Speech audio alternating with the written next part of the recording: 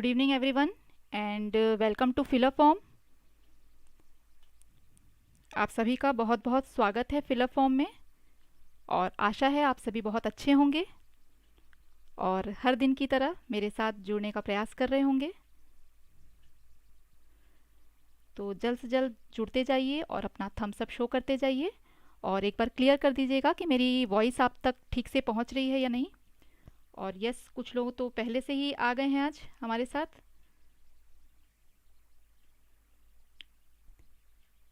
Ranjit ji good evening, Shaheen ji good evening, Rohit ji, Sonam ji good evening, Nitesh ji good evening. Very good, regular student हैं हमारे ये।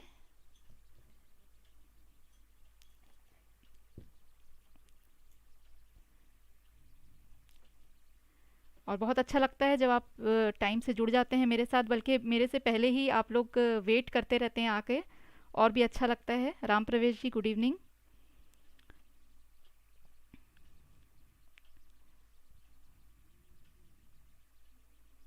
थोड़ी देर हम वेट कर लेते हैं और भी बच्चों के जुड़ने का, और तब तक थोड़ा फिलअप फॉर्म के बारे में जान लेते हैं। जो भी हमारे साथ फर्स्ट डे आज जुड़ रहे हैं वो फिलअप फॉर्म के बारे में उनको मैं थोड़ा बता देना चाहती हूँ। It is an educational website और इसके साथ अगर आप जुड़ते हैं तो आपको बहुत सारे बेनिफिट्स हैं, क्योंकि सीटेट की जो हमारी क्लासेस हैं और ये पूरी तरह से फ्री ऑफ कॉस्ट है। आपका कोई चार्ज नहीं लगने वाला है, बिल्कुल फ्री आप पढ़ सकते हैं इसमें। और ये एवरीडे जो है क्लासेस इसकी होती हैं और नेट की भी क्लासेस इसमें है फिलअप फॉर्म में, और आपको नोट्स वगैरह सब कुछ अवेलेबल यहाँ पे हो जाते हैं। अभी तो क्लासेस चल रही हैं और धीरे धीरे आप लोगों को नोट्स भी मिल जाएंगे। हमारी गूगल मीट भी होती है बच्चों के साथ। तो जिन बच्चों ने भी अभी तक टेलीग्राम ग्रुप ज्वाइन नहीं किया है वो जल्द से जल्द जो है टेलीग्राम का ग्रुप ज्वाइन करेंगे। इसके लिए आपको मेरे डिस्क्रिप्शन पे जाना पड़ेगा, आपको लिंक वहाँ शो हो रहा होगा, उस पर बस क्लिक करना है और जो हमारी सीटेट की ग्रुप है उसमें आप ज्वाइन हो जाएंगे। सीटेट की भी हमने अलग अलग ग्रुप बनाई हैं, जैसे कि सीटीपी की अलग ग्रुप है, मेरी ईवीएस की अलग ग्रुप है, हिंदी की, ऐसे करके हमने सब्जेक्ट वाइज भी ग्रुप बना रखा है। जिसमें कि सब्जेक्ट से रिलेटेड आपको जो भी है, कभी कोई भी इंफॉर्मेशन रहती है मेरी तरफ से तो वो मैं आप लोगों को देती हूँ। मेरी वीडियोस की लिंक आपको यहीं पे प्रोवाइड हो जाएगी। तो इस तरह से डेली अगर आपको कोई क्वेरी है तो आप इसमें बिल्कुल पूछ सकते हैं। तो एक जुड़ने का ये माध्यम है जो टेलीग्राम का हम लिंक इसीलिए आपको दे रहे हैं, और इसमें भी आपको कोई चार्जेस नहीं लगने वाले हैं। ये सिर्फ आपसे जुड़े रहने का एक माध्यम है, ठीक है। तो अब हम आगे बढ़ते हैं और देख लेते हैं कि हमारी जो सीटेट की टीम है इसमें कौन कौन से टीचर्स आपको पढ़ा रहे हैं और उनकी टाइमिंग क्या क्या है। क्योंकि जो नए हैं हमारे साथ स्टूडेंट्स, उनको नहीं पता है, तो उनके लिए ये रेगुलर हमें बताना होता है ताकि उनको बिल्कुल क्लियर हो जाए। पूजा रानी जी नमस्ते। और एक रिक्वेस्ट और है आप सभी से कि आप लोग पूरी वीडियो देखा करिए। कई बार मैं देखती हूँ कि आप लोग वीडियो के बीच से निकल जाते हैं और कोई चीज़ मैं बता चुकी होती हूँ उसको दोबारा आप पूछते हैं। तो ये चीज़ जो है, आप कंटिन्यू अगर वीडियो में रहते हैं तो ये चीज़ें नहीं होंगी, क्योंकि आप क्या होता है उस ग्रुप से बाहर निकल जाते हैं, फिर मैंने जो बताया वो आप सुन नहीं पाते हैं। तो इसलिए आखिरी तक आप जुड़े रहिए। लास्ट में जैसे लगता है कि हाँ आप टॉपिक ख़त्म है, उसके बाद आपको मैं तो कह देती हूँ कि भाई बाय अब ख़त्म हो गई, तो आप समझ जाइए। तो हमारी जो वर्षा मैम है ये सोशल स्टडीज़ की क्लास लेती हैं मॉर्निंग में 9 AM से। चंद्रशेखर सर मैथ्स की क्लास लेते हैं 10 AM पर। सुखवंती मैम इंग्लिश की क्लास लेती हैं 1 PM पर। रितु मैम सीटीपी की क्लास लेती हैं 3 PM पर। आरती मैम हिंदी की क्लासेस लेती हैं 10 PM पर। और मैं सोनाली आपकी ईवीएस टीचर, और 6 बजे मैं आप लोगों की क्लासेस लेती हूँ। तो ये जो भी क्लासेस की टाइमिंग आपको शो हो रही है ये 40 मिनट्स टू 60 मिनट की क्लासेस होती हैं। कभी कभी कम ज़्यादा हो जाता है, कभी 1 घंटे भी चलती है क्लासेस, कभी कभी 45 मिनट्स भी चलती, 50 मिनट्स भी। इस तरह से 1 घंटे के अंदर आपकी लगभग क्लासेस हो जाती हैं। तो एवरीडे हम 1 घंटा इसको ऑल ओवर मान के चलते हैं। तो जो भी हमारे साथ नए बच्चे हैं जिन्हें नहीं पता है उनके लिए ये मैंने एक बार शो कर दिया है। आप इसमें टाइमिंग देख लीजिए और ज़रूर अटेंड करिए, ठीक है। माधुरी जी good evening, Sunita ji good evening. और अच्छा है कुछ नए लोग भी हमारे साथ आ रहे हैं, और थम्स अप सब शो करिए, अपना नाम इस तरह से शो करिए, मुझे पता चलेगा कि हाँ कौन कौन बच्चे मेरे साथ जुड़े हुए हैं। तो अब हम आगे बढ़ते हैं और देख लेते हैं कि जो हमारी सीटेट की क्लासेस हैं पेपर 1 की और 2 की, इसकी जो भी क्लासेस आपकी होंगी ये फ्री ऑफ कॉस्ट है, आपका कोई भी चार्जेस इसमें नहीं लग रहे हैं। जितने लोग यहाँ ज्वाइन करते हैं वो सिर्फ उन्होंने चैनल को सब्सक्राइब करके रखा हुआ है ताकि उनको वीडियोस प्लेलिस्ट शो होती रहें। टेलीग्राम ज्वाइन कर रखा है ताकि एवरी डे की जो भी हमारी बातें होती हैं, कुछ भी नोटिफिकेशंस हमको देना होता है, कोई भी तरह का हमको बताना होता है, उनको कोई जानकारी देनी होती है तो हम उसमें भेज देते हैं, वीडियो की लिंक आपको मिल जाती है, ठीक है ना।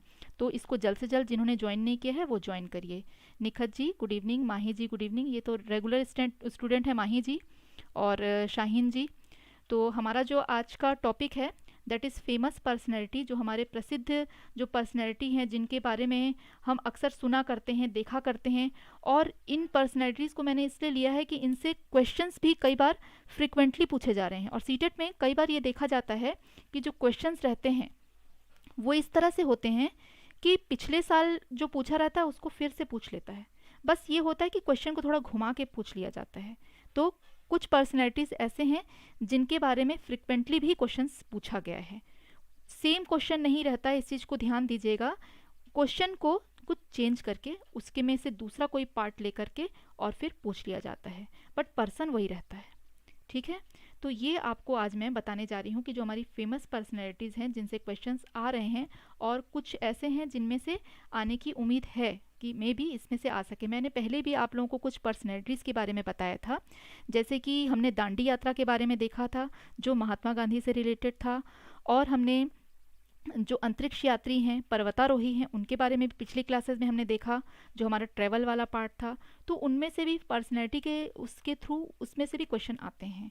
और ये अलग से भी मैंने कुछ लिया है, इसमें कुछ स्पोर्ट्स पर्सन हैं, कुछ जो इन्वेंटर्स हैं वो हैं, तो और कुछ बुक्स में जो आपके मेंशन हैं एनसीईआरटी की बुक में जिनके बारे में ये मेंशन है, उन्हीं लोगों को इसमें मैंने लिया है, ठीक है।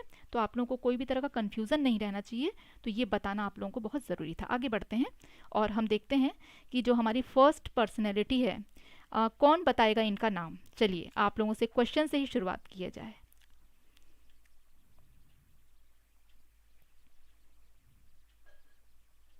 नाम बताइए इनका कि ये कौन है, फटाफट आपको नाम बताते जाना है। देखते हैं कौन कौन राइट आंसर करते हैं। और इनसे रिलेटेड क्वेश्चंस फ्रिक्वेंटली सीटेट में पूछे जा रहे हैं, इसे सबसे पहले मैंने इनको ही रखा है।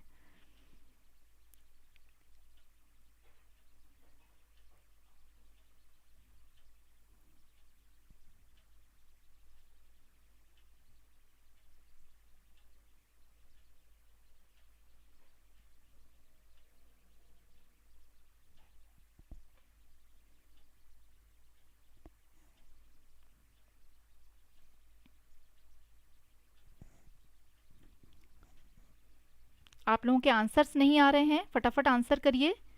ये कौन है आपको बताना है।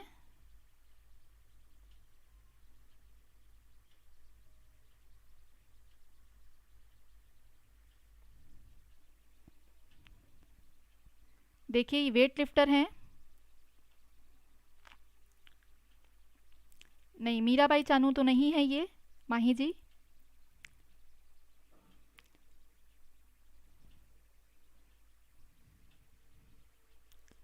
ठीक है, कोई बात नहीं, अगर नहीं पता है तो कोई बात नहीं, कोई प्रॉब्लम नहीं है। हम आगे बढ़ते हैं और इनके बारे में जान लेते हैं कि ये कौन है, ठीक है। तो ये जो आज मैं पढ़ाऊंगी इसको बड़ा ध्यान रखिएगा क्योंकि इससे क्वेश्चंस फ्रिक्वेंटली आ रहे हैं, मे बी इस साल फिर आ जाएं। शी इज़ कर्नम मालेश्वरी, इनका नाम है कर्नम मालेश्वरी, ठीक है। Is a retired Indian weight lifter, ये अब रिटायर हो चुकी हैं। सॉरी बोलने की कोई भी बात नहीं है, इट्स ओके। मैं आप लोगों को यहाँ बताने के लिए ही बैठी हुई हूँ, इसलिए सॉरी की कोई बात नहीं है। ऐसी कोई चीज़ नहीं है जिसको आप भी हो सकता है कुछ कभी मुझसे पूछें, मुझे ना पता हो। तो हर चीज़ की जानकारी हर किसी के पास हो ये ज़रूरी नहीं है। मैंने भी तो इनके बारे में पढ़ा है तब मुझे पता चला है, तो ऐसा कुछ नहीं है। अ, हर कोई जो है उसके पास हर चीज़ की नॉलेज हो ये ज़रूरी नहीं है। और जो व्यक्ति कहता है कि मुझे सब कुछ मालूम है, जो इस चीज़ को लेके घमंड खाता है उसको कुछ नहीं पता होता है। इसलिए सीखते रहिए, सीखने से कभी भी पीछे मत हटिए, है ना। तो ये जो हैं, यस, अब कुछ कुछ याद आ रहा है लोगों को, है ना। धीरे धीरे लोगों को कुछ कुछ याद आ रहा है कि ये कहाँ से हैं। तो अब आगे बढ़ते हैं और इनके बारे में थोड़ा जान लेते हैं। इनमें से छोटी छोटी चीज़ें पूछी जाएंगी कि ये किस खेल से संबंधित है, तो ये वेट लिफ्टिंग से संबंधित है। ठीक है। She is the first Indian women to win a medal at Olympic in 2000। जब 2000 का जो ओलंपिक हुई थी उसमें इन्होंने मेडल जीता था। और इन 1994 she receive the Arjun award. इन्होंने क्या क्या जीता है इसको भी आपको ध्यान रखना पड़ेगा कि अर्जुन अवार्ड इन्होंने जीता है। And 1999 she receive the Rajiv Gandhi Khel Ratna award. तो इतनी सारी चीज़ें इनको मिली हैं, तो इनसे तो क्वेश्चन पूछना बनता है। शी इज़ स्पेशल पर्सन, एक तो फर्स्ट विमेन है, तो वो अलग ही उनका एक जगह बन जाता है जो कोई काम को पहली बार करता है, तो उसके लिए ये कुछ खास बात हो जाती है कि ये पहली लेडी हैं इस तरह से। तो इसलिए क्वेश्चन भी इनसे काफ़ी फ्रिक्वेंटली पूछे जाते हैं। तो आपको ये भी ध्यान रखना पड़ेगा कि इनको अर्जुन अवार्ड भी मिल चुका है, राजीव गांधी खेल रत्न अवार्ड भी मिल चुका है। ठीक है। India's highest sporting honour and the civilian Padmashri award, ये भी इनको मिला हुआ है। जो पद्मश्री अवार्ड होता है जो सिविलियंस को मिलता है, एक पद्मश्री दो तरह के होते हैं, एक सिविलियंस को मिलता है और जैसे जो नेवी वगैरह में जो हमारे फोर्स में होते हैं उनके लिए एक अलग होता है पद्मश्री। तो ये सिविलियंस का जो अवार्ड होता है उनके लिए इसको दिया गया है इनको। ठीक है। तो ये जो है इतनी ज़्यादा मतलब प्रसिद्ध हैं इनके काम के कारण, अपने काम और मेहनत के कारण ये प्रसिद्ध हैं। Karnam Malleswari is an Indian sports women born in 1975 इन आंध्र प्रदेश। तो माही जी को तो याद आ गया था ये आंध्र प्रदेश से हैं, तो बिल्कुल राइट है आपका आंसर। और she started her career in heavy weight lifting at the age 12 under. ठीक है। तो ये भी इन्होंने लिखा है, तो जब वो 12 साल से छोटी थी उम्र में, 12 साल तक के जो बच्चे हैं ना वो खेलते हैं, स्टार्ट करते हैं, तो वहाँ से वो क्या कर रही थी, गाइडेंस ले रही थी। और उनकी कोच का नाम है नीलम शेट्टी अपन्ना। ठीक है। She joined the national camp in 1994 and went on to represent India at the 4 World Championship। ठीक है। इन्होंने वर्ल्ड चैम्पियनशिप जो है वो भी मतलब उन्होंने खेला हुआ है, सब मतलब हर तरह के देखिए इवेंट में इन्होंने ट्राई किया है और जीता है, इसलिए ये खास हैं। इनका जो जन्म है वो 1 जून को हुआ है 1975। ठीक है। ये आंध्र प्रदेश में इनका जन्म हुआ है। मेडल मिला है इनको वेट लिफ्टिंग में एट द 2000 समर ओलंपिक हुआ था। और वुमेन्स में इन्होंने कितने वजन को उठाया था, 69 केजी वाले में, 69 केजी वाला जो वेट रहता है वो वाले में ये कैटेगरी में थी। इनका खुद का वजन देखा जाता है, उस हिसाब से इनको वजन उठाने को दिया जाता है। ठीक है। इनके जो स्पाउस हैं मतलब इनके जो हस्बैंड हैं उनका नाम है राजेश त्यागी। और पेरेंट जो हैं कर्नम मनोहर और श्यामला जो है इनकी माता जी हैं। चिल्ड्रन हैं इनके शरद चंदेर त्यागी और इंडियन हैं ये। सिबलिंग्स इनके हैं मतलब जो भाई बहन होते हैं सिबलिंग्स कहा जाता है, कर्नम नरसम्मा और कृष्णा कुमारी और रविंद्र कुमार। इस तरह से ये इनके सिबलिंग्स हैं मतलब इनके भाई बहन। एक बार हिंदी में मैं आगे इसको बता देती हूँ ताकि आप लोगों को किसी तरह की कोई दिक्कत ना हो। कर्नम मलेश्वरी एक सेवानिवृत्त भारतीय भारोत्तोलक हैं। ये अब सेवानिवृत्त हो चुकी हैं, इन्होंने रिटायरमेंट ले चुकी है। वह 2000 में ओलंपिक में पदक जीतने वाली प्रथम भारतीय महिला थी। 1994 में उन्हें अर्जुन पुरस्कार मिला और 1999 में उन्हें राजीव गांधी खेल रत्न पुरस्कार भी मिला था। भारत का सर्वोच्च खेल सम्मान और नागरिक पद्मश्री पुरस्कार भी मिला था। कर्नम मालेश्वरी एक भारतीय खिलाड़ी हैं जिनका जन्म 1975 में आंध्र प्रदेश में हुआ था। उन्होंने कोच नीलम शेट्टी अपन्ना के मार्गदर्शन में 12 साल की उम्र में भारी भारोत्तोलन में अपना करियर शुरू किया था। मतलब 12 साल की जब वो थी तब से उन्होंने जो है इस खेल में अपना करियर शुरू किया था। वह 1994 में राष्ट्रीय शिविर में भी शामिल हुई और 4 विश्व चैंपियन में भारत का प्रतिनिधित्व करने के लिए भी वो गई। उनका जन्म 1 जून 1975, अभी हिसाब कर लीजिए आप उम्र का। और श्री काकुलम पदक 2000 ग्रीष्मकालीन ओलंपिक में भारोत्तोलन के लिए महिलाओं की 69 केजी जो है उसके वजन के लिए थी। और जीवन साथी जो इनके हैं उनका नाम राजेश त्यागी है। माता पिता है कर्नम मनोहर। श्यामला बच्चे जो हैं, श्यामला जो है उनकी माता का नाम है। और बच्चे जो हैं शरद चंद्र त्यागी। राष्ट्रीयता जो है इनकी भारतीय है, इंडियन है, ऑब्वियसली इंडियन ही है ये। और जो इनके भाई बहन हैं कर्नम नरसम्मा, कृष्णा कुमारी और रविंदर कुमार। ठीक है, तो इनमें से क्वेश्चन किस किस तरह से बन सकते हैं। एक तो पहले ये पूछेगा कि ये किस खेल से संबंधित हैं, वो आप बता सकते हैं कि भाई ये भारोत्तोलक हैं, वेट लिफ्टर हैं, और प्रथम भारतीय महिला हैं जो वेट लिफ्टिंग में जिन्होंने पुरस्कार जीता है। पहली ओलंपिक में जो जीतने वाली महिला हैं वो हैं ये। इनको अर्जुन पुरस्कार मिला है और राजीव गांधी खेल पुरस्कार भी मिला है। और सबसे बड़ी बात है कि सर्वोच्च खेल सम्मान जो होता है और नागरिक जो होता है सम्मान, पद्मश्री का पुरस्कार भी इनको मिला है। तो ये बहुत सारे जो क्वेश्चन हैं इसमें बन जाते हैं। उसके बाद है कितने साल की उम्र में इन्होंने शुरू किया, तो 12 साल की उम्र से इन्होंने खेल में अपना करियर जो है शुरू किया। ठीक है, यहाँ तक आप सभी को क्लियर होगा आई थिंक। कोई प्रॉब्लम होगी तो आप पूछते जाएंगे। अब ये पिक्चर आप देख सकते हैं, ये पिक्चर देख के आप क्या अनुमान लगा सकते हैं किसके बारे में मैं आपको बताने वाली हूँ। ये भी आपको अनुमान लगाना है। मैंने पिक्चर्स इसीलिए रखी हैं, जब हम पिक्चर देखते हैं तो हमको ज़्यादा चीज़ें याद रहती हैं। इसका भी मैं एक दिन आप लोगों को एक एग्जाम्पल करवाऊंगी, एक विजुअल आप लोगों की प्रैक्टिस करवाऊंगी, जिसको करने के बाद आप काफ़ी हद तक इस चीज़ के लिए एग्री होंगे कि जब हम किसी चीज़ की पिक्चर देखते हैं तो वो हमको ज़्यादा याद रहती है। तो अभी तो फ़िलहाल आप ये देखिए और आप बता सकते हैं कि मैं किन के बारे में आगे आपको बताने वाली हूँ।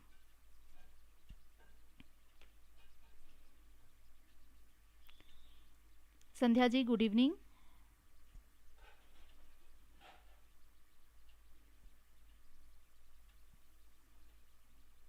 यहाँ पे 3 बच्चियाँ जो हैं वो जिनकी गर्दन काट दी गई है और वो ज़मीन पे पड़ी हैं, और एक लेडी जो हैं वो एक पेड़ को पकड़ के खड़ी हैं, एक मारने के उससे खड़ा हुआ है एक व्यक्ति, एक राजा दिखाई दे रहा है, उसके कुछ सैनिक भी दिखाई दे रहे हैं, कुछ पेड़ हैं वहाँ पे जो दिखाई दे रहे हैं। गांव का माहौल लग रहा है देखने से। तो पूजा रानी जी ने लिखा है कि पेड़ के लिए, ट्री के लिए कर रहे हैं। हाँ, ये बात तो सही है, लेकिन ये पर्सनैलिटी के बारे में आज हम पढ़ रहे हैं, तो क्या आप बता सकते हैं ये किन के बारे में ये बताया जाएगा आपको आगे, वो पर्सनैलिटी कौन है। ये आपके एनसीईआरटी की बुक में है, इसलिए मैंने इसको लिया है।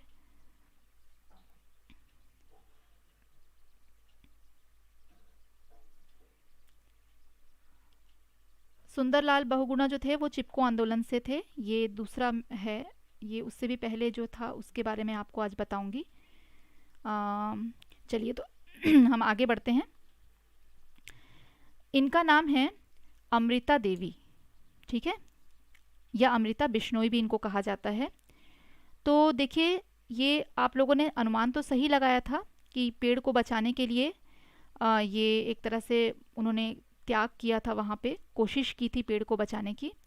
Amrita Devi the brave lady of Khejarli, ठीक है, खेजड़ली जो है ये आपका राजस्थान से रिलेटेड जगह है, राजस्थान में है ये जगह। तो वो एक बहुत ही ब्रेव लेडी थी, खेजड़ली की एक वीर महिला थी Amrita Devi. Sacrificed her life in the year 1730 की बात है, ये 1730 की बात है। इन्होंने अपने जीवन का सेक्रीफाइस किया, मतलब त्याग कर दिया, आहुति दे दी, अपनी जीवन की बलिदान दिया अपने जीवन का। She belong to Bishnoi community, वो बिश्नोई समुदाय से ताल्लुक़ रखती थी। Bishnois secretly forbid the harming of trees and animals. इनको मैं आपको हिंदी में फिर बताती हूँ, पहले एक बार इंग्लिश में आपको पढ़ लेती हूँ। मैं दोनों ही तरह के लैंग्वेज में आप लोगों को बताती हूँ, इसलिए ताकि जो हिंदी मीडियम से हैं उनको भी दिक्कत ना हो और जो इंग्लिश मीडियम से हैं उनको भी दिक्कत ना हो। और मैं यही कहूँगी कि जब आप एग्ज़ाम देंगे तो ये क्वेश्चन जो हैं आपको हिंदी इंग्लिश दोनों में ही पूछे जाएंगे। तो अगर आप दोनों तरह से ही देख के रखते हैं तो अच्छा है कि आपका दोनों ही सब्जेक्ट में नॉलेज अच्छे से रहेगा, ठीक है। तो बिश्नोईज जो हैं वो उनको बिलोंग करती थी, उस समुदाय से ये बिलोंग करती थी। The religion was founded by Guru Maharaj जामजी in 1485 AD इन मारवाड़, जोधपुर, राजस्थान की बात है। ये जो है इंडिया में है।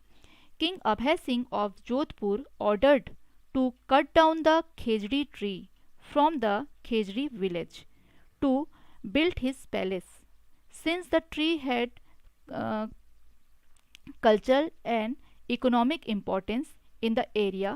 Leaders like Amrita Devi Bishnoi and 3 of her daughters stood the protect which ended their execution। मतलब क्या होता है कि जो अमृता बिश्नोई जो थी ये राजस्थान से बिलोंग करती थी, खेजड़ी गांव से, जो कि आपका मारवाड़ जोधपुर में पड़ता है।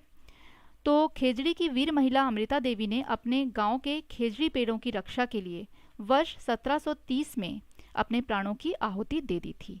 यह बिश्नोई समुदाय से ताल्लुक़ रखती थी। बिश्नोई जो है वो पेड़ों और जानवरों को नुकसान पहुंचाने से सख्ती से मना करते हैं। धर्म की स्थापना जो है इनके गुरु महाराज जो हैं जम्बा जी ने 1485 ईस्वी में मारवाड़ जोधपुर राजस्थान में मतलब भारत में की थी। ठीक है, भारत का ही एक आप स्टेट है, जानते हैं, राजस्थान। जोधपुर के राजा अभय सिंह ने अपना महल बनाने के लिए खेजड़ी गांव से खेजड़ी के पेड़ काटने का आदेश दिया था। चूंकि क्षेत्र में पेड़ का सांस्कृतिक और आर्थिक महत्व था, अमृता देवी बिश्नोई और उनकी 3 बेटियों ने जैसे नेता विरोध में खड़े थे, जो उनके निष्पादन में समाप्त हो गए। तो जब ये खड़े हो गए पेड़ों को बचाने के लिए कि नहीं ये पेड़ कटने नहीं चाहिए, क्योंकि वो लोग जो बिश्नोई समाज के लोग थे वो पेड़ों की बहुत ज़्यादा इज्जत करते थे, कि पेड़ों की रक्षा करने के लिए वो बिल्कुल तत्पर थे कि नहीं पेड़ नहीं कटने चाहिए। तो इस कारण से क्या हुआ कि वो खड़े हो गए वहाँ पे कि नहीं हम पेड़ काटने नहीं देंगे। पर आपने जैसा कि पिक्चर में देखा कि 3 जो बच्चियाँ थीं उनके गर्दन धड़ से अलग कर दिए गए, और बाद में जो अमृता देवी हैं उनको भी मतलब मार दिया गया। तो उन्होंने क्या किया, अपने प्राणों का बलिदान दिया। खेजड़ी ट्री के बारे में हमने जो अपना प्लांट वाला जो टॉपिक था उसमें बहुत अच्छे से पढ़ा हुआ है, मैंने डिटेल्ड उसमें आप लोगों को विथ पिक्चर दिखाया था।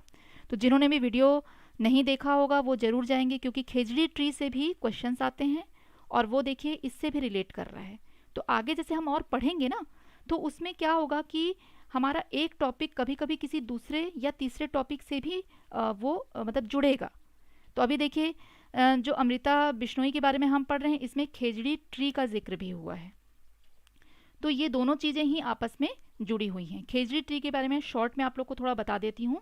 राजस्थान में ये पाया जाता है, ज़्यादातर ये डेजर्ट एरिया में पाया जाता है, और राजस्थान के लोग जो हैं वहाँ इसके पत्तों फलों का मतलब जो भोजन में भी उपयोग करते हैं, और इस पेड़ की जो छाल होती है उस छाल को लेकर के दवाई के लिए रूप में भी यूज़ करते हैं। तो वहाँ के लोगों के लिए ये एक तरह से मतलब अमृत के समान ही है, क्योंकि वहाँ पे उपज बहुत कम होती है, तो जिन चीज़ों को भी वो खा पाते हैं या यूज़ कर पाते हैं वो उन लोग के लिए एक अमृत के समान है। तो वो उस पेड़ की बहुत इज्जत करते हैं। और जो उस पेड़ की जो डालियाँ होती हैं, जो डालियों में जो छाल होती है, बार्क जिसे कहा जाता है, वो जो छाल होती है उसका दवाएं बनाने में भी यूज़ किया जाता है। ठीक है, तो इस तरह से क्या है कि खेजड़ी गांव के जो लोग हैं वो उस पेड़ की बहुत इज्जत करते थे, और इतनी इज्जत उन देते देते एक समय में क्या किया उन्होंने, अपनी प्राण की, उस लेडी ने तो आहुति दे ही दी, और उनकी जो 3 बेटियां थी उन्होंने भी अपनी प्राण की आहुति दे दी। तो ये बहुत बड़ी बात है, बहुत बड़ा सेक्रीफाइस है, बहुत बड़ी आहुति या बलिदान इसको कहेंगे। तो इस कारण से ये बुक में एनसीईआरटी की बुक में है, और आप इसको ज़रूर पढ़ के जाएं, क्योंकि इससे भी क्वेश्चन पूछ सकता है, पूछ चुका भी है। और कुछ लोग हमारे साथ आप फिर जुड़ गए हैं, एक बार इनका नाम ले लेती हूँ मैं। शिखा जी गुड इवनिंग, और फर्स्ट टाइम देख रही हूँ, आपकी क्लास अच्छी लग रही है, थैंक यू शिखा जी। और बिल्कुल रेगुलर जुड़े रहिए अगर आपको क्लास अच्छी लग रही है, क्योंकि रेगुलर अगर आप रहेंगे तो ही आपको फ़ायदा होगा, और अगर आप रेगुलर नहीं रहते हैं तो आपके बहुत सारे टॉपिक्स छूट जाएंगे। वैसे आप काफ़ी लेट ज्वाइन हुई हैं, बट कोई बात नहीं, जो हमारी वीडियोस हैं उनको आप, जो पिछली वीडियोस हैं उनको देखिए, और सारा आपको जो भी छूटा हुआ है क्लास वो आपका कंप्लीट हो जाएगा। तो हमारी जो वीडियो है उसको देखने के लिए आपको पहले तो फिलअप फॉर्म सब्सक्राइब करना पड़ेगा, और उसमें जो हमारा प्लेलिस्ट है उसमें आप जाएंगे तो ईवीएस की जो प्लेलिस्ट है उसमें आप देखेंगे। ये सभी न्यू स्टूडेंट्स के लिए मैं कह रही हूँ, और भी जो हमारे साथ न्यू स्टूडेंट्स जुड़े होंगे, बाबुलू जी भी हमारे साथ जुड़े हैं, तो बिल्कुल ठीक हूँ मैं, आई एम ओके। और देखिए जो बच्चे हैं आप लोग ध्यान ये दीजिए कि आप सभी को क्लासेस रेगुलर अटेंड करनी है, उससे आप लोगों को फ़ायदा है। मैं तो देखिए रोज़ आऊँगी, आप लोगों को रोज़ पढ़ाऊँगी। टीचर जो होते हैं वो सभी बच्चों को एक जैसा ही पढ़ाते हैं, लेकिन कोई बच्चा जो है वो टॉप करता है और कोई बच्चा क्लास पास भी नहीं कर पाता है। तो ये एफिशिएंसी उस बच्चे की होती है। टीचर सबको समान दृष्टि से देख रहे हैं। यहाँ तो मैं आप लोगों को देख भी नहीं पा रही हूँ, सिर्फ आप लोगों की जो ये उपस्थिति है, इस तरह से आप बताते हैं कि हम आ गए हैं क्लास में, थम्स अप देते हैं, इससे मुझे पता चलता है। तो ये जो क्लासेस हैं आपको रेगुलर अटेंड करनी है, ठीक है। जिनको भी प्रॉब्लम हो रही है कि न्यू स्टूडेंट हैं, पता नहीं चल रहा है कि कब कब क्लासेस होती हैं, वो इसी वीडियो को शुरू से देख लेंगे।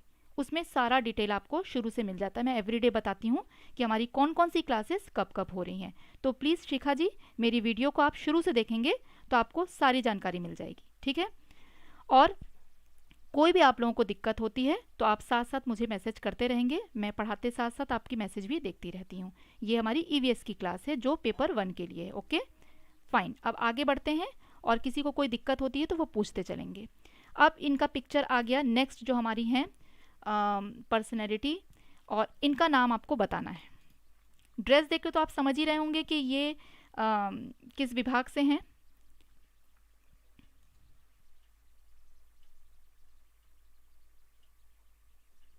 हाँ जी शिखा जी, आप अभी अगर क्लास देख रही हैं तो इट्स ओके। जब मेरी ये लाइव ख़त्म हो जाएगी तो ये वीडियो में कन्वर्ट हो जाएगा जो हमारी क्लास है।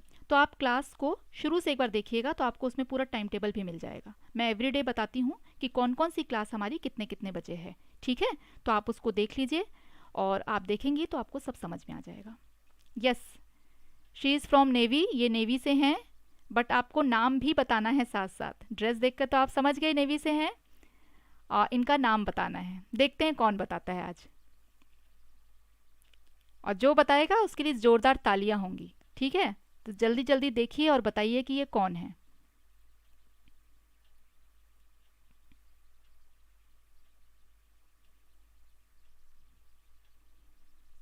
सबका आंसर तो आ रहा है, नेवी से हैं, बिल्कुल ठीक है, लेकिन इनका नाम बताना है आपको। ये हैं कौन?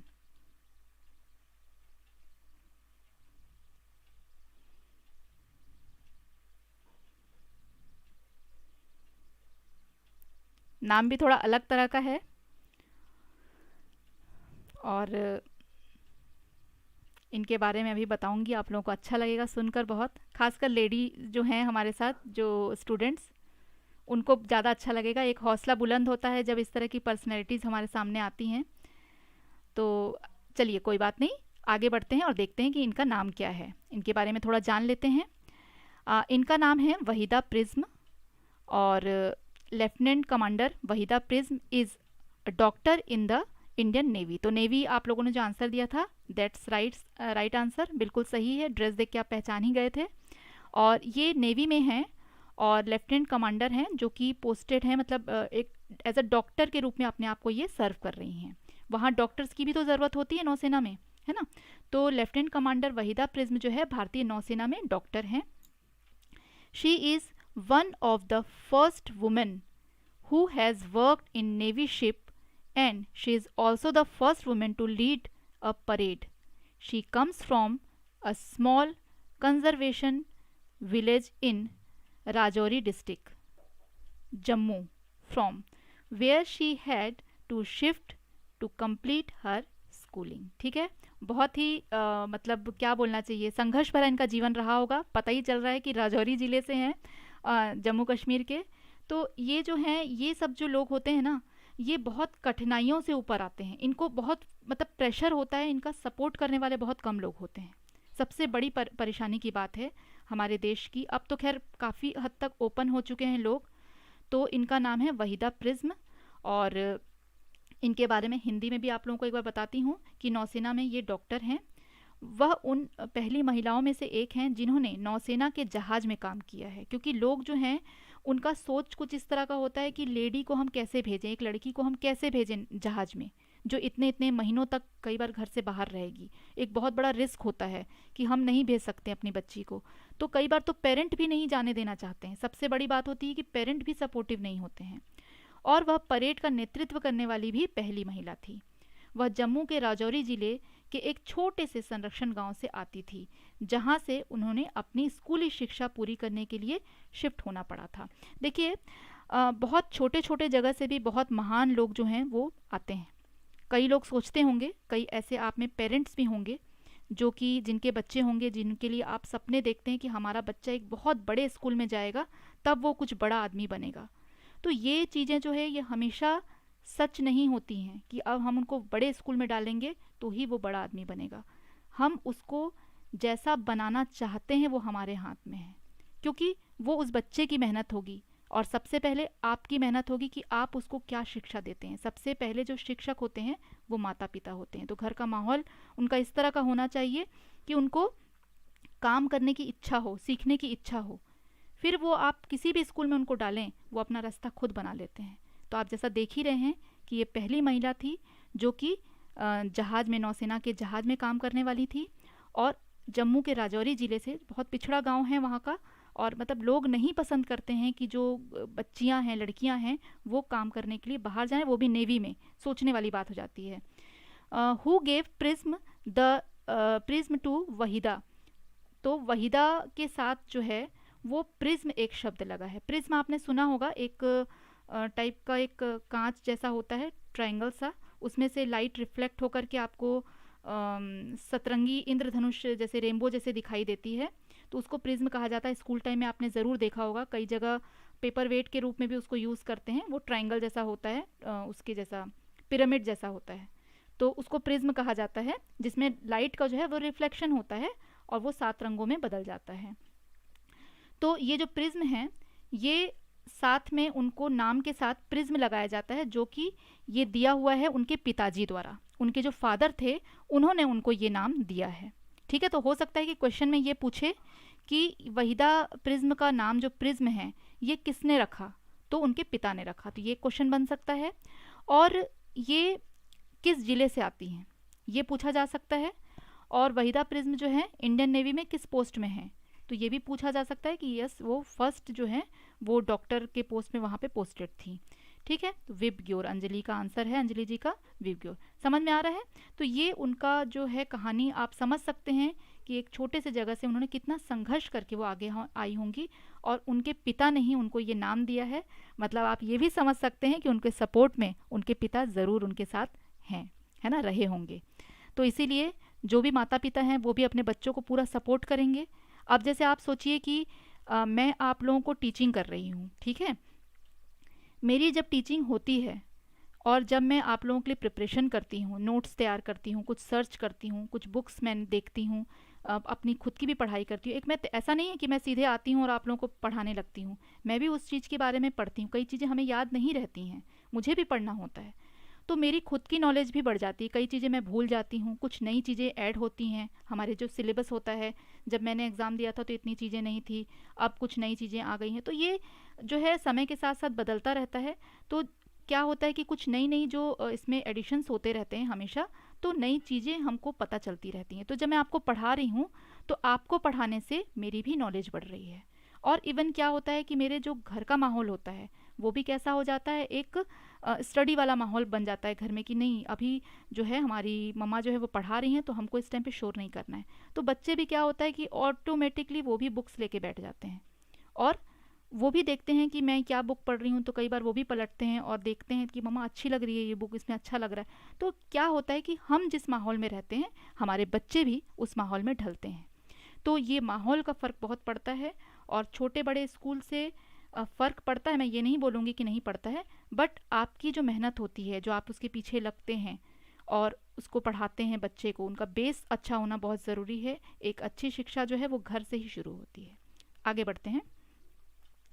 अब इनका तो यहाँ पे नाम दे दिया है, तो आप बता ही पाएंगे कि ये जो हैं सूर्यमणि हैं। इनसे भी बहुत क्वेश्चंस आते हैं और घुमा फिरा के बहुत तरह से बन के आते हैं क्वेश्चन इनसे, ठीक है।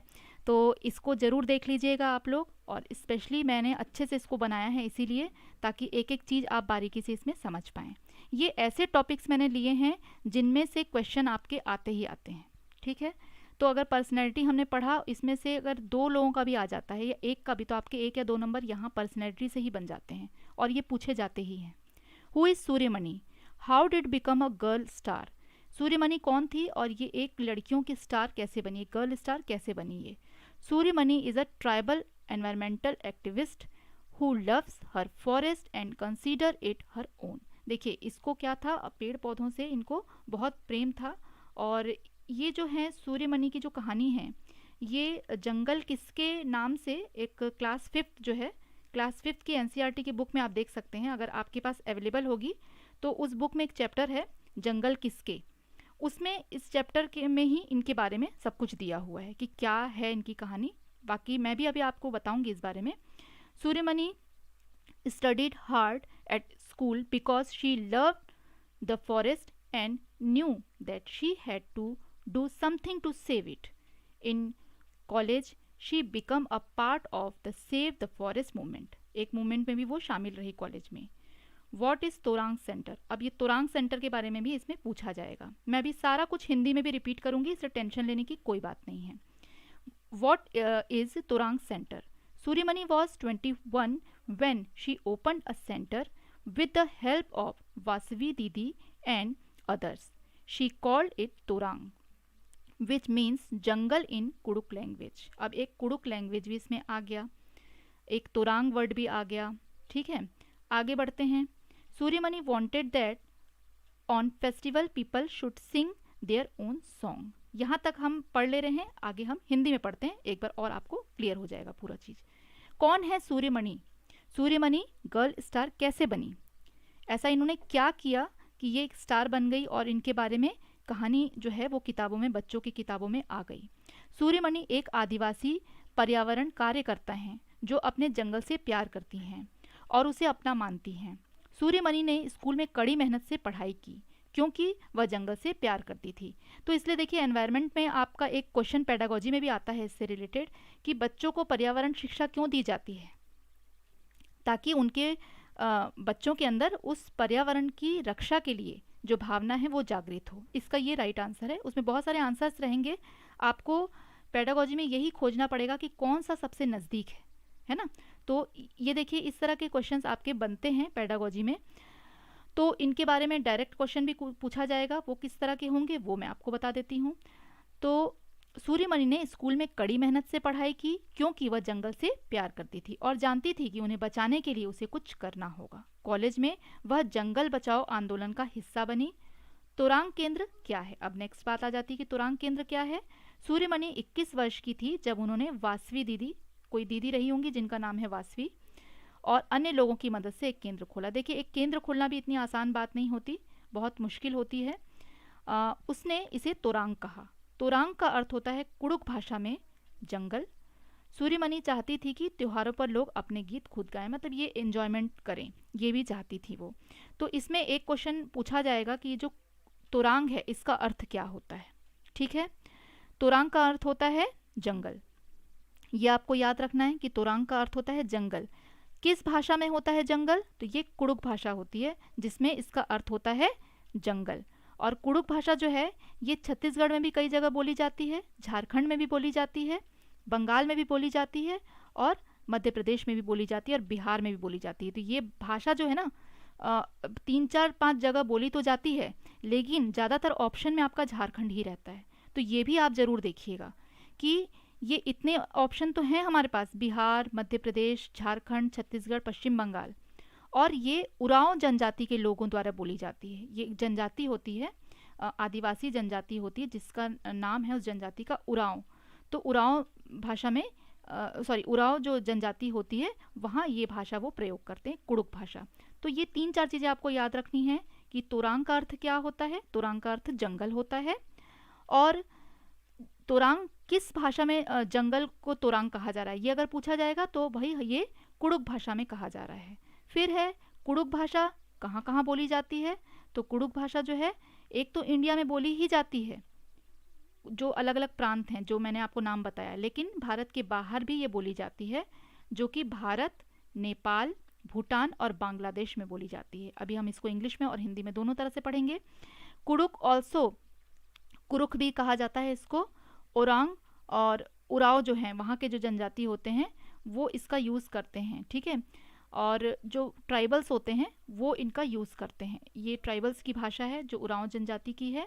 और किसान ट्राइबल जो है पीपल हैं झारखंड, छत्तीसगढ़, उड़ीसा में भी सोचिए ये बोला जाता है। और West Bengal, Assam, Bihar and Tripura India में ये सारे जगहों पे ये भाषा जो आदिवासी जनजाति है उनके द्वारा बोली जाती है। ठीक है, तो ये आपको याद रखना है, लेकिन ज़्यादातर ऑप्शन में इसमें जो है झारखंड ही आता है, ये भी ध्यान रखिए। हाँ, शिखा जी ने कुछ पूछा है, 1 मिनट में आंसर कर देती हूँ।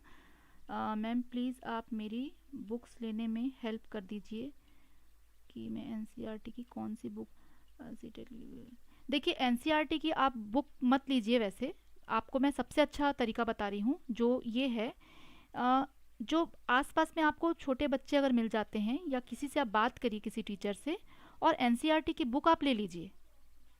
और बुक ले करके बच्चों की जो बुक होती है class 3rd, 4th and 5th की बुक अगर आप पढ़ते हैं एनसीईआरटी की, उसमें आपको सारी चीज़ें मिल जाएंगी ऑलमोस्ट। उसको आप पढ़ेंगे तो सारी चीज़ें आपको मिल जाएंगी। इन्हीं को घुमा फिरा करके पूछा जाता है। लेकिन ये बुक जो है ये न्यू एडिशन की होनी चाहिए, ऐसा नहीं कि आप बहुत पुरानी बुक देख रहे हो। तो ये आप कोशिश करिए, तो आपको सारी चीज़ें इसमें मिल जाएंगी। तो ये जो एनसीईआरटी की आप फर्स्ट पेपर की तैयारी करेंगे वो क्लास 5th तक की करेंगे। ये भी मैं एक बार आप लोगों को और क्लियर करती हूँ, कई लोगों को थोड़ी प्रॉब्लम होती है समझने में। तो अभी जो आपकी क्लास हो रही है ईवीएस की हो रही है, ईवीएस जो है वो क्लास 5th तक ही होता है। 5th के बाद 6 से आपका जो है वो बड़ी क्लासेस के लिए जो है वो साइंस आ जाता है, जिसमें एसएसटी के भी कुछ पार्ट्स रहते हैं, वो भी जो एसएसटी वाले हैं वो करेंगे। और लेकिन जो अभी ईवीएस आप पढ़ रहे हैं इसमें कुछ कुछ एसएसटी आपका आ जाता है, क्योंकि बच्चों का अलग से एसएसटी या साइंस नहीं होता है। 5th तक वो ईवीएस ही पढ़ते हैं। ठीक है, एनसीईआरटी में। तो गवर्नमेंट स्कूल की, प्राइमरी स्कूल की, हाँ, गवर्नमेंट स्कूल में जो प्राइमरी स्कूल की एनसीईआरटी की बुक ही रहती है 3rd to 5th। आप पढ़िए अच्छे से, सारी आपको यही चीज़ें उसमें मिलेंगी। ठीक है, देखिए इसमें आपकी जो है हिंदी इंग्लिश आपने जो सब्जेक्ट लिया होगा वो, मैथ्स, साइंस आपको पढ़नी है, ये बेसिक बुक है। और सीडीपी की आपको मैडम पढ़ा रही हैं सीडीपी का, उन्होंने ऑलमोस्ट सारा कवर कर लिया है, तो बुक मुझे लग नहीं रहा है कि लेने की ज़रूरत पड़ेगी, क्योंकि सीडीपी ऐसा है ना कि आप क्लासेस में समझेंगे तो आपको ज़्यादा अच्छे से समझ में आएगा। तो सीडीपी की तो आप क्लासेस अटेंड करिए, वो आपकी फर्स्ट पेपर और सेकेंड पेपर दोनों के लिए हो जाएगी। और जहाँ तक बुक्स की बात होती है, आप मैथ्स जो है वो 5th तक की मैथ्स देख लेंगे तो वो आपका एग्ज़ाम क्लियर कर देगी। सारी वही चीज़ें रहती है मैथ्स में भी। ठीक है, वही एरिया, पेरीमीटर, वही सब चीज़ें रहेंगी, कोई ऐसा प्रॉब्लम नहीं आएगा। ठीक है, कोई दिक्कत नहीं आएगी। आप एनसीईआरटी की बुक फॉलो करिए, उससे ही रिलेटेड, और मैं आपको उसी में से ही लेके पढ़ा रही हूँ, तो इनमें से ही घुमा फिरा करके पूछा जाता है। ठीक है, वेलकम शिखा जी। तो आगे बढ़ते हैं, और इसमें जो जो था मैंने आपको बता दिया कि एक तो कुडुख भाषा देख लेंगे, ज़्यादातर ये इसमें झारखंड ऑप्शन रहता है। और दूसरा चीज़ है कि तोरांग को जंगल कहा जाता है, किस भाषा में कहा जाता है, कुडुख भाषा में। तो इसमें 3-4 चीज़ें जो हैं, और उरांव जनजाति के लोग जो हैं वो इसको यूज़ करते हैं। ठीक है, आगे बढ़ते हैं बच्चों और देख लेते हैं सर रोनाल्ड रॉस के बारे में। इनके बारे में मैंने आप लोगों को जब मलेरिया वाला चैप्टर पढ़ाया था, आपका जल से रिलेटेड जो था हमारा वाटर वाला जो चैप्टर था, उसमें मलेरिया का बार बार बहुत क्वेश्चन पूछता था। तो उसमें मैंने आप लोगों को बताया था कि ये जो रोनाल्ड रॉस थे, ये मतलब इन्होंने सबसे पहले इन्होंने ही कोशिश की थी, और मलेरिया के जो जीवाणु जो सब थे जो फैलाते थे, उनके बारे में इन्होंने एक मच्छर के पेट को काट करके उसके अंदर देखा था और सब कुछ पता किया था, तो किस तरह से मलेरिया फैलता है। और ये जो है इसके कारण इनको नोबेल प्राइज़ भी दिया गया था 1902 में। तो इनके बारे में थोड़ा जान लेते हैं, इनके बारे में भी हमको जानकारी होनी चाहिए। सर रोनाल्ड रॉस जो हैं वो Ronald Ross was a British medical doctor who receive the Nobel prize for psychology and medicine. ठीक है, in 1902 for his work on the transmission of malaria. मतलब जो मलेरिया का एक स्थान से जो उसके जो परजीवी होते हैं उनके जीवन चक्र के बारे में उन्होंने पता किया था, जिसके कारण उनको क्या हुआ था, नोबेल प्राइज़ मेडिकल के क्षेत्र में दिया गया था। Becoming the first British Nobel लेसर and the first born outside Europe. तो ये जो है, एक बात और भी आप लोगों को मैं बताना चाहूँगी कि इनका जो जन्म है वो भारत के उत्तराखंड में हुआ था। वैसे ये ब्रिटिशर थे, बट इनका जन्म जो है, माता पिता आए होंगे इंडिया में, वहाँ हो सकता है इनका जन्म हुआ हो। तो इनका जन्म जो है वो उत्तराखंड के राज्य कुमाऊं के अल्मोड़ा ज़िले में इनका जन्म हुआ था। ठीक है, तो कुछ कुछ क्वेश्चन पूछे जा रहे हैं। मैं तो पढ़ाने में बिल्कुल बिजी हो जाती हूँ, तो ध्यान नहीं देती हूँ कि आपके कुछ कुछ कमेंट्स भी आ रहे हैं। आ, हाँ हाँ ठीक है, बच्चे भी मेरा नाम बता दे रहे हैं, अच्छी बात है। थैंक यू पूजा जी। और भाई अच्छा लग रहा है क्लास आप लोगों को, मेरी बातें आपको समझ में आ रही हैं। तो जाते जाते लाइक ज़रूर करिएगा, ये मत भूलिएगा। उससे मुझे भी बहुत खुशी होती है कि हाँ मेरे बच्चे जो हैं मुझे पसंद कर रहे हैं। और रेगुलर जुड़िएगा क्लास में, तो इसमें आप लोगों के सारे डाउट धीरे धीरे क्लियर होते जाएंगे, ठीक है। और टेलीग्राम का लिंक जो है उसका आपको डिस्क्रिप्शन में जो है वो लिंक मिल जाएगा। बिल्कुल बिना किसी झिझक के आप जाइए डिस्क्रिप्शन में और लिंक पे क्लिक करके ग्रुप में शामिल हो जाइए, ठीक है। ठीक है, डिस्क्रिप्शन बॉक्स में आप जाके आराम से ज्वाइन कर सकते हैं। और एक चीज़ और ज़रूरी चीज़ है कि आज है वेडनेसडे और आज हमारी गूगल मीट है 9 बजे, ठीक है ना। आप लोग को याद है ना, एवरी वेडनेसडे अब आप लोग की गूगल मीट होगी। टेलीग्राम जो चैनल है उसमें आप लोगों को गूगल मीट की जो लिंक है वो 9 बजे मिल जाएगी, ठीक है। तो आप सभी को गूगल मीट में ज्वाइन होना है। और जो भी और क्वेश्चन आपके हैं ना उसको जमा करके रखिए, अभी वहाँ पे आप लोग पूछिएगा, हम आंसर करेंगे। तो हम सब टीचर्स वहाँ, हमारी जो पूरी टीचर की टीम है वो सभी वहाँ रहेंगी।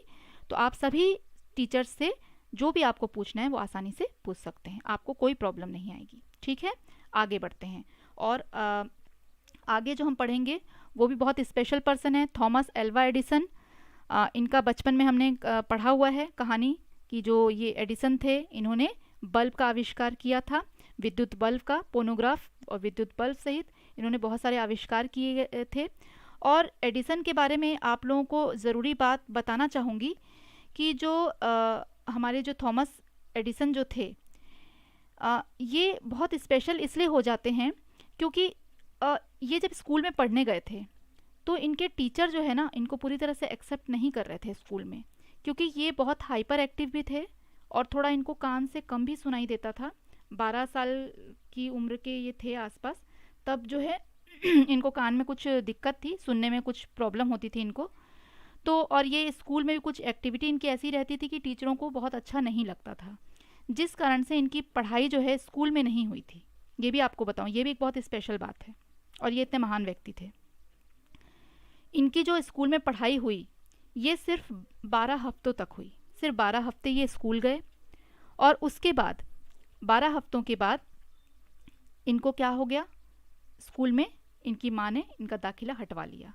और इनकी माँ ही आजीवन इनकी गुरु रही, इनको उन्होंने ही पढ़ाया लिखाया और इस लायक बना दिया कि आज हम इनको देख रहे हैं, गूगल पे सर्च करते ही ये आ जाते हैं हमारे सामने, क्योंकि इन्होंने बहुत सारे आविष्कार किए जिनकी बदौलत इनका नाम इतना हर कोई जानता है। थॉमस अल्वा एडिसन अमेरिकी आविष्कारक एक ऐसे व्यक्ति थे, विद्वान व्यक्ति थे।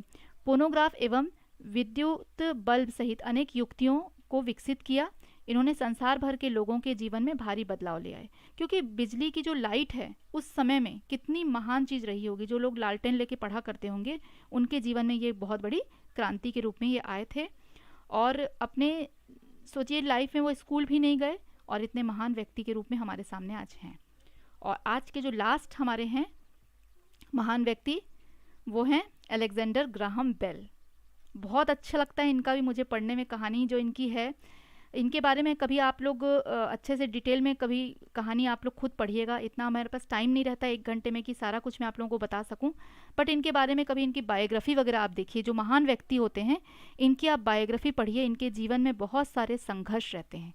ये इतने आसानी से इतने महान नहीं बनते हैं और कई बार ये इन्वेंशन करते हैं जो कि फेल होता है और उसके बाद जब ये सक्सेसफुल होते हैं तब इनको लोग जानते हैं। हम तो सिर्फ एक एग्ज़ाम से डर जाते हैं कि अरे हम ये पास कर पाएंगे कि नहीं, और कई लोग डर के कारण ही एग्ज़ाम भी नहीं देते हैं।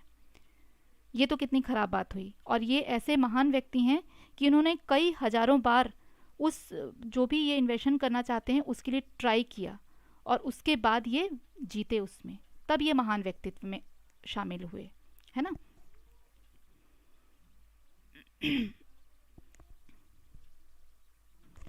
अब जो है इनके बारे में थोड़ा जान लेते हैं। Alexander Graham Bell was Scottish born inventor, scientist and engineer who is credited with patenting first practical telephone. इन्होंने पेटेंट करा लिया था, मतलब इनके नाम पे ही उसका पेटेंट हो गया था। जो टेलीफोन था इन्होंने ही आविष्कार किया था। और जो थे ये महान आविष्कारक के रूप में इनका नाम जो है वो गिना जाता है। ही ऑल्सो को founder of American telephone and telegraph company 1885। तो जो ग्राहम बेल थे, ये इनके बारे में बहुत कम लोग जानते हैं, लेकिन बच्चों की बुक में आप देखेंगे तो इनके बारे में जिक्र है, जीके की बुक में भी रहता है इनके बारे में कि टेलीफोन का आविष्कार किसने किया। और मास कम्युनिकेशन टेक्नोलॉजी के क्षेत्र में भी बहुत सारे इन्होंने आविष्कार किए हैं। तो इनके बारे में एक बात मैं बताना चाहूँगी जो बहुत ही इम्पोर्टेंट है, कि जो अपंगता जो है किसी भी व्यक्ति के लिए कई बार होता है कि वो अभिशाप बन जाती है, कि वो व्यक्ति जो है वो अपंग है। कई लोग सोचते हैं कि हमारा पैर ऐसा है, कई लोगों की आंखों में प्रॉब्लम है, तो वो अपने अपंगता को लेके एक अभिशाप महसूस करते हैं। लेकिन ग्राहम बेल जो है, उन्होंने अपंगता को अभिशाप नहीं बनने दिया। वो खुद तो अपंग नहीं थे, लेकिन जो उनकी माँ थी वो सुन नहीं सकती थी, बधिर थी, वो डेफ जिसको कहा जाता है, वो सुन नहीं सकती थी। बट फिर भी क्या है कि इन्होंने कितना मतलब सहा होगा, अपनी बात वो माँ से कहते होंगे तो उनकी माँ उनकी बात नहीं सुन पाती होगी। तो ये सब जो चैलेंजेस होते हैं लाइफ में, इस सब को लेते हुए भी ये इतने महान व्यक्तित्व बन जाते हैं। ये सबसे बड़ी बात जो है इन सभी के लिए होती है। ठीक है, तो यहाँ तक हमने देखा कि जो फेमस पर्सनैलिटीज़ है, आगे भी हम देखेंगे स्पोर्ट्स जो पर्सनैलिटी हैं उनके बारे में देखेंगे। और बायोग्राफी तो आप ज़रूर पढ़िए, इनकी बुक्स भी आती है बायोग्राफी के लिए। जैसे आप कोई भी ज़रूरी नहीं है कि मैं आपको ये एग्ज़ाम के लिए बता रही हूँ, एज अ टीचर, क्योंकि आप एक दिन टीचर बनने वाले हैं आगे चल के। अभी कई लोग टीचिंग कर भी रहे होंगे, तो ये जब आप इस तरह की बुक पढ़ते हैं, बायोग्राफी पढ़ते हैं किसी की भी, तो इसमें आप सबसे पहले यही देखेंगे कि जो भी महान व्यक्तित्व की बायोग्राफी होती है उनके जीवन में संघर्ष ज़रूर होता है। एक समय आता है जब वो बहुत नीचे चले जाते हैं और फिर नीचे से वो ऊपर उठते हैं, और वही जो टाइम होता है कि आप नीचे चले जाते हैं और आप उठने की कोशिश करते हैं, और उस टाइम पे अगर आपने उस चीज़ को छोड़ दिया तो फिर आप कभी ऊपर नहीं उठ पाएंगे। लेकिन अगर आप उस टाइम पर बने रहे तो आप महान व्यक्तित्व कहलाएंगे, आपको जो चाहिए वो आपको ज़रूर मिलेगा। तो इस तरह से ये सभी जो चीज़ें हैं ये आप लोगों को जाननी चाहिए। और बहुत अच्छा था आज का, मुझे लगता है कि आप लोगों को समझ में भी आया होगा और काफ़ी इन्फॉर्मेशंस आपको इसमें मिली होगी। तो अगर आप लोगों को क्लासेस अच्छी लगती हैं तो लाइक ज़रूर करिएगा और कल ज़रूर आइएगा क्लास में। और आज हमारी जो गूगल मीट है वो 9 o'clock पे है, तो ज़रूर आना है सबको। और जितने क्वेश्चन हैं अब मैं आंसर वहीं दूंगी, अब यहाँ कोई भी आंसर नहीं दूंगी, अब गूगल मीट पे ही आंसर आप लोग के दूंगी। जो भी है क्वेश्चन आप रखे रहिए, ठीक है। तो क्लियर हो गया आप सभी को। और जो हमारे न्यू मेंबर्स हैं उनके लिए एक बार बता दूं कि आप हमारे चैनल को सब्सक्राइब कर दीजिए, और सब्सक्राइब करने के बाद आपको इस तरह से पेज शो करेगा, वीडियोस उसमें दिखाया जाएगा और प्लेलिस्ट भी होगी। वीडियो अगर आप क्लिक करते हैं तो आपको हमारे जितने अलग अलग वीडियोस हैं, अलग अलग सब्जेक्ट्स के, नेट के भी उसमें दिखाएंगे, सब तरह का जो भी क्लासेस चल रही हैं वो सारे वीडियोस उसमें आ जाएंगे। अगर लाइव क्लास उस टाइम पे कोई चल रही है तो वो लाइव ही सीधे चालू हो जाता है, ठीक है। और आप अगर प्लेलिस्ट में जाएंगे तो आपको सब्जेक्ट वाइज वहाँ पे सब कुछ मिल जाएगा कि भाई ईवीएस की कितनी क्लास हैं, उसमें सीडीपी की कितनी है, मैथ्स की कितनी है, हिंदी की, इंग्लिश की, सब क्लासेस आपको उसमें लाइन बाय लाइन मिल जाएंगी, ठीक है। वहाँ आप जा कर के मेरी क्लासेस चेक कर सकते हैं।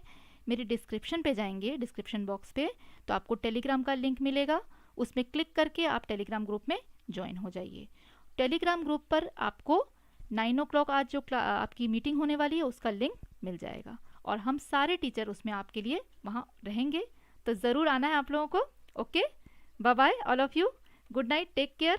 और कल मिलते हैं क्लास में, लेकिन उससे पहले आज हम मिलेंगे अपनी गूगल मीट में। जो भी आपको क्वेरी होगी आप वहाँ पूछ सकते हैं।